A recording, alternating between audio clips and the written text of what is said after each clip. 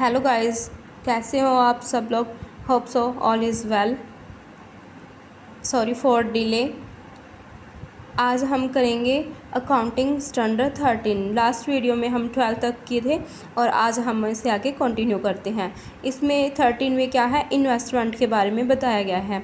Objective क्या है accounting standard 13 का, इसका यही है कि इसमें ये निर्धारित करना कि जो हम इन्वेस्टमेंट करते तो उनको डिफरेंट टाइप की जो इन्वेस्टमेंट हम करते हैं तो उसको हम कैसे क्लासीफाई करते हैं, उसको कैसे मेजर करते हैं और जो भी हमारे इन्वेस्टमेंट है उसको पुस्तकों में कैसे लिखा जाता है, कैसे रिप्रेजेंट करते हैं पुस्तकों में, ये बताया गया है।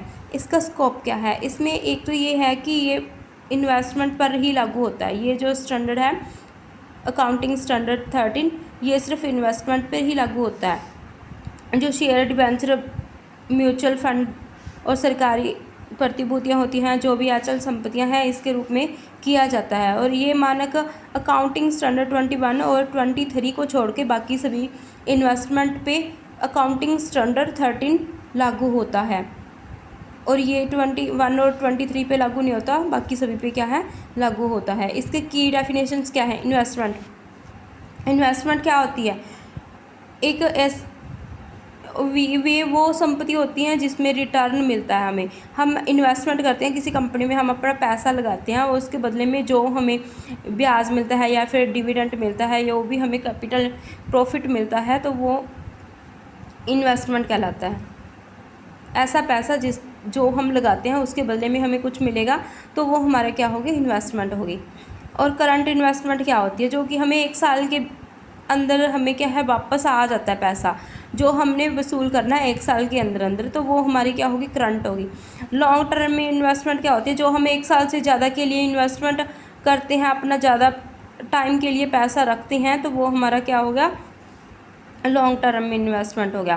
फेयर वैल्यू, वो वैल्यू जो कि हमारी संपत्ति की फेयर वैल्यू के रूप में हमने खरीदा है या हमें बेचा जा सकता है, जो हमारी जो फेयर वैल्यू है संपत्ति की, जो उचित रूप से जो हमारी राशि होती है, तो वो हमारी क्या होती है, fair value. Classifying of investment, इसमें क्या है कि करंट इन्वेस्टमेंट 12 महीने से कम के लिए होता है, या तो फिर वो कॉस्ट या फिर फेयर वैल्यू, इन दोनों में से जो लो होगी वो ही हमारी कॉस्ट या बाजार मूल्य में से जो भी कम होगी तो हम उस पर क्या है, इन्वेस्टमेंट का हमें मिलेगा। और लॉन्ग टर्म में इन्वेस्टमेंट है वो 12 महीने से ज़्यादा के लिए, जो हमारी लागत, केवल जो हमारी लागत है उस पर ही हमारी इन्वेस्टमेंट होएगी और जब तक कि स्थायी हानि ना हो। अगर हमें स्थायी हानि हो रही है तो इन्वेस्टमेंट नहीं हम करेंगे। अगर हमारा लाभ है तो हम तो ही लागत पर हमें लाभ मिलेगा। वैल्यूएशन ऑफ इन्वेस्टमेंट, एक तो हमारा क्या है, करंट इन्वेस्टमेंट में वही होता है कि जो हमारी कॉस्ट आई है, जो हमने पैसा लगाया है वो, और जो हमारी फेयर वैल्यू है, जो मार्केट वैल्यू है, दोनों में से जो कम होगी उसके ऊपर हमारी क्या है, इन्वेस्टमेंट मिलेगी। यदि बाजार मूल्य कम है तो हानि को तुरंत मान्यता देना होता है। अगर लॉन्ग टर्म में इन्वेस्टमेंट्स क्या होते हैं, केवल लागत पर ही दिखाई जाती है। यदि बाजार मूल्य घटता है तो स्थायी हानि मानी जाती है, तो हम इसको क्या है, इम्पेयरमेंट लॉस दिखाया जाएगा। डिविडेंड और इन्वेस्टमेंट, ये प्रॉफिट एंड लॉस अकाउंट के तभी मान्यता होगी जब हम हक बनता है। अगर लॉस हो रहा है कंपनी को तो फिर वो हमें इन्वेस्टमेंट नहीं देगी, हम उसमें इन्वेस्ट भी नहीं करेंगे क्योंकि वो पहले से ही हानि में चल रही है, तो उससे हमें कुछ भी बेनिफिट नहीं होने वाला, तो हम इन्वेस्ट नहीं करेंगे। बिक्री पर लाभ या फिर हानि, बिक्री मूल्य में से जब हम लागत घटाते हैं तो या तो फिर लाभ होएगा या फिर हानि होएगी, तो फिर हम उसको P&L लॉस में दिखाया जाता है। तो इसका डिस्क्लोजर, हमें अकाउंटिंग स्टैंडर्ड में क्या क्या डिस्क्लोज करना होता है। एक तो निवेश का वर्गीकरण करेंगे कि हमने इन्वेस्टमेंट का क्लासीफाई कैसे किया है, और जो भी मूल्यांकन आधार है किस बेस पे हम इसका मूल्यांकन कर रहे हैं। थर्ड, वर्गीकरण में अगर हमने कोई परिवर्तन करना है तो हम ये पुस्तकों में दिखाएंगे कि हमने ये क्लासीफाई में चेंज किया है। अगर कोई भी स्थायी हानि की जानकारी होती है तो हमें वो भी दिखानी होगी अपने अकाउंटिंग में।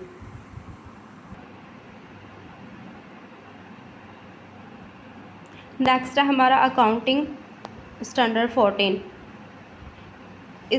इसमें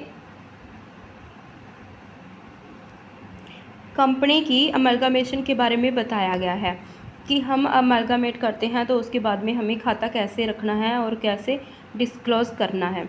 अकाउंटिंग स्टैंडर्ड 14 का मेन ऑब्जेक्टिव यही है कि जब दो कंपनियों का आपस में मर्ज हो जाता है या फिर अमलगामेट हो जाती हैं तो उसके जो लेखा उपचार हैं या वो भी रिप्रेजेंट करना है तो वो कैसे किया जाए, और ये डिसाइड करना ही अकाउंटिंग स्टैंडर्ड 14 का काम है। इसकी की डेफिनेशन क्या है? अमलगामेशन क्या होता है?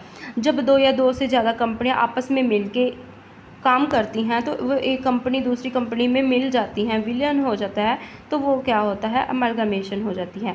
ट्रांसफ़र कंपनी, जब एक कंपनी दूसरी कंपनी में मर्ज हो जाती है, एक कंपनी बन जाती है, तो वो क्या हो गया? ट्रांसफ़र कंपनी अमलगामेशन बन गई। या फिर ट्रांसफ़री कंपनी वो होएगी जब किसी कंपनी में वो विलन हो रही है तो वो एक नई कंपनी बन रही है, तो फिर वो क्या होगी? ट्रांसफरी कंपनी होगी। ट्रांसफ़र कंपनी वो हो रही है कि जो विलियन हो रही है और जो कर रहा है। Types of amalgamation, a amalgamation in nature of merge का ही एक टाइप है।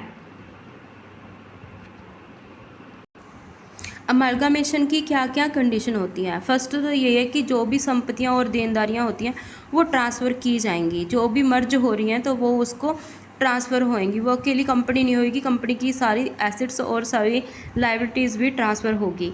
सेकंड ये है कि इसका 90% या उससे भी ज़्यादा इक्विटी शेयर धारकों को नई कंपनी के शेयर मिलते हैं। जो पुरानी कंपनी होती हैं तो वो मर्ज होने के बाद उनका 90% या फिर उससे भी ज़्यादा इक्विटी शेयर्स होते हैं, इक्विटी शेयर होल्डर्स होते हैं, उनको ही नई कंपनी के शेयर मिलते हैं। नंबर थर्ड क्या है कि समावेलन संपूर्ण रूप से शेयरों में होता है। जो भी अमलगामेट होता है वो पूरा का पूरा शेयर में ही होता है, नकद भुगतान नहीं किया जाता, ये कैश में नहीं होता है। फोर्थ क्या है कि व्यवसाय समान रूप से जारी रहता है। जैसे पहले बिजनेस चल रहा था वैसे ही बिजनेस चलता रहता है, ऐसा नहीं है कि रुक जाएगा, वो सामान्य रूप से चलता रहता है, बट एक नई बड़ी कंपनी बन जाती है और जो शेयर्स होते हैं वो भी अलॉट हो जाती हैं। नंबर 5 क्या है? लेन देनों को रोलिंग ऑफ इंटरेस्ट मेथड से दर्ज किया जाता है। इसमें जो भी लेन देन होते हैं उनको क्या है? रोलिंग ऑफ इंटरेस्ट मेथड से ही दर्ज करेंगे, कोई और मेथड इसमें यूज़ नहीं होता है। थर्ड क्या है कि amalgamation in the nature of purchase, जो परचेज कर रहा है उसके बारे में जो कंडीशन है वो पूरी नहीं होती हैं तो वो क्या। सेकंड ये है कि इसमें केवल परचेज मेथड ही यूज़ किया जाता है। नंबर थर्ड ये है कि गुडविल और कैपिटल रिजर्व उत्पन्न होता है, क्योंकि जो अमलगामेट हो रही है कंपनी तो उसके बारे में ये भी देखना जरूरी होता है कि उसकी गुडविल कितनी है मार्केट के अंदर और उसका कैपिटल रिजर्व कितना है। तो ये तभी अराइज होता है जब ये कंपनी बिल्कुल समापन पे होती है, एंड में गुडविल अकाउंट होती है, और या फिर जब ये अमलगामेट हो रही होती है तब ये गुडविल और कैपिटल रिजर्व क्या है? काउंट होते हैं, मेजर किए जाते हैं। अकाउंटिंग मेथड कौन कौन से हो गए? एक तो मर्ज तरीका, इसमें पोलिंग ऑफ इंटरेस्ट, इसमें सभी जो भी एसेट्स होती हैं, जो लायबिलिटीज़ होती हैं और रिजर्व को बैंक वैल्यू पर ही ट्रांसफ़र किया जाता है, कोई और पे नहीं करते, सिर्फ बैंक वैल्यू पे ही करते हैं। और परचेज़ का तरीका क्या है कि परचेज़ मेथड संपत्ति और जो भी लायबिलिटीज़ होती है उसको सिर्फ फेयर वैल्यू मतलब मार्केट वैल्यू पे ही दर्ज किया जाता है, कहीं और वैल्यू पे नहीं किया जाता। गुडविल और कैपिटल रिजर्व को कैसे काउंट करते हैं? इसमें क्या होती है? कंडीशन होती है, और इसका एक लेखांकन कैसे करना है, अकाउंटिंग कैसे करनी है वो है। अगर परचेज कंसीडर 7 नेट एसेट्स है, अगर परचेज कंसीडर ज़्यादा है नेट एसेट से तो गुडविल के रूप में दिखाया जाता है, क्योंकि परचेज कंसीडर ज़्यादा है और नेट एसेट्स क्या है? कम है, तो क्या करेंगे? गुडविल के रूप में दिखाया जाएगा। अगर परचेज कंसीडर कम है, अगर नेट एसेट्स ज़्यादा हैं तो हम कैपिटल रिजर्व की फॉर्म में दिखाएंगे। और परचेज कंसीडर के तरीके क्या हो सकते हैं? एक तो नेट एसेट्स मेथड होता है, सेकंड क्या होगा? लंप सम पेमेंट मेथड हो गया, थर्ड हो गया शेयर इशू, और फोर्थ क्या हो गया? Combination of above. इन सभी का जो ये ऊपर 3 है इन सभी का क्या है? कॉम्बिनेशन है, तो कॉम्बिनेशन ऑफ अबव के अकॉर्डिंग करेंगे। इसमें नोट है क्या है कि परचेज कंसिडरेशन की गणना है जो वो अकाउंटिंग स्टैंडर्ड 14 के अकॉर्डिंग ही की जाती है। इसमें जो भी फॉर्मूले हैं उनकी वैल्यू शामिल होती है अकाउंटिंग स्टैंडर्ड 14 के अकॉर्डिंग। इसमें क्या क्या डिस्क्लोज़ किया जाता है, एक तो मर्ज या हम परचेज़ कर रहे हैं कंपनी को, वो इसमें डिस्क्लोज़ करते हैं कि कैसे किया और कैसे और कौन कौन से रूल फॉलो किए हैं वो बताने होते हैं। और प्रयोग की गई विधि, जो भी हमने अमालगमेट किया है तो उसके बाद में हमने जो भी यूज़ की गई मेथड्स हैं वो, और जो हमने परचेज कंसिडर का विवरण हमें बताना होता है। और फोर्थ हमें क्या है, जो भी गुडविल है या फिर कैपिटल रिजर्व है उसको भी हमें डिस्क्लोज़ करना होता है। आज के लिए बस इतना ही। आज मेरे बोलने में थोड़ी सी गड़बड़ हो गई है तो उसको प्लीज़ इग्नोर करें और अपना टॉपिक कंटिन्यू रखेंगे। 14 और 15 और 16 हम नेक्स्ट वीडियो में करेंगे। Thank you so much.